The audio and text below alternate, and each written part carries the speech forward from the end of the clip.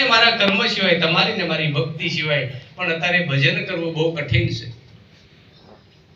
પાળવું કોઈને ગમતું નથી. અમાર તો ઘણું સારું છે અને હું તો તમને બધાને ધન્યવાદ આપું છું સાહેબ કે તમે બધા આટલા બધા વિવેકી અહીંયા બેઠા છો. એમને એમ નહીં બેઠા હોય. તમારી કંઈક જિજ્ઞાસા, તમારી કંઈક લાગણી, અને જિજ્ઞાસા છે ને બહુ સાહેબ, તમારામાં જિજ્ઞાસા હોય ને તો 100% તમારો ઉદ્ધાર થઈ જાય.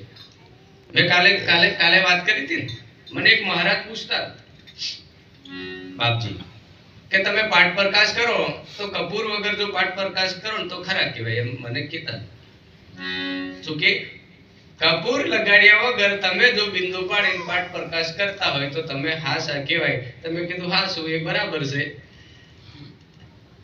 આપણા નિરાંતનાથ મહારાજ હતા પણ અમે પાઠ કરીએ ને, એ પાઠ નતા કરતા એટલે મને એવું કહેતા. મેં કીધું કપૂર વગર તમારાથી નહીં હલગાવાય, કપૂર વગર મારથી નહીં થાય. કપૂર વગર તમારાથી નહીં થાય અને કપૂર વગર મારાથી નહીં થાય. કેમ કે આ પાટ ઉપર કપૂર નહીં હોય તો બિંદુ પડે ઈ ત્યાં પકડે નહીં. અને તમે જે શીલાને ઉપદેશ કરો છો એમાં જિજ્ઞાસા રૂપી કપૂર નહીં હોય તો ગમે એટલા શબ્દો બોલો પણ એ પાઠ પ્રકાશ થતો નથી. લાખ કોશિશ કરો ને 10 વખત કેમ ગાદી તમે નહીં બેહાડતા પણ એને પાઠ પ્રકાશ થાય નહીં મહિનો ભીતરનો. કેમ? એને કપૂરની મેં જિજ્ઞાસા નથી એના અંદર, એટલે ઈ કોઈ દાડે થવાનો. આ ઈશારો આપણને આ જ બતાડે છે પણ એટલે બીજા એકલા નાઠા નહીં તકલીફ પડી.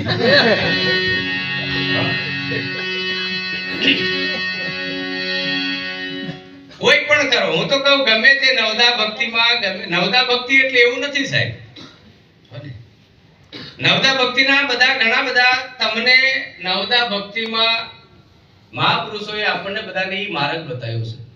અને નવદા ભક્તિ બધાને લાગે, કદાચ તમે મોબાઈલમાં આજે મને બધું યાદ નહીં હોય પણ મોબાઈલમાં કાલે બોલજો કે નવદા ભક્તિ કોને કહેવાય એટલે ગૂગલ પે તમને બધું બતાવશે. નવદા ભક્તિ બધાને કરવી પડે. આ બધા બેરિયાને બધાને જરૂર છે. તમે હવારે પેલા મોબાઈલમાં આવશે જોઈ લેજો.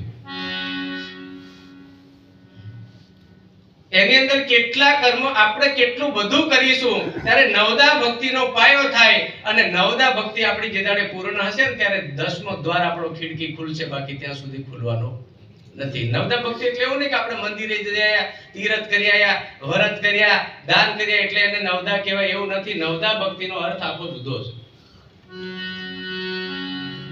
9 પ્રકારના કદાચ આપણાની અંદર એક તમે ઘર બનાવવા હોય ને તો કેટલી વસ્તુ જોઈએ?